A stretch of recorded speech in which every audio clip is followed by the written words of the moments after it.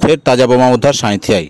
এবার সাঁইথিয়া থানার অন্তর্গত হরপলসা গ্রামের ডাঙ্গালপাড়া গ্রামের কলাপুকুর পাড় থেকে একটি প্লাস্টিকের বালতির মধ্যে বেশ কয়েকটি তাজা বোমা পড়ে থাকতে দেখা যায়। পুলিশ খবর পেয়ে ঘটনাস্থলে গিয়ে ঘটনাস্থল ঘিরে রেখেছে। খবর দেওয়া হয়েছে বম্ব স্কোয়াডকে। তবে কে বা কারা পুকুর পাড়ে কী উদ্দেশ্য নিয়ে বোমাগুলো রেখে গিয়েছে তার তদন্ত শুরু করেছে সাঁইথিয়া থানার পুলিশ।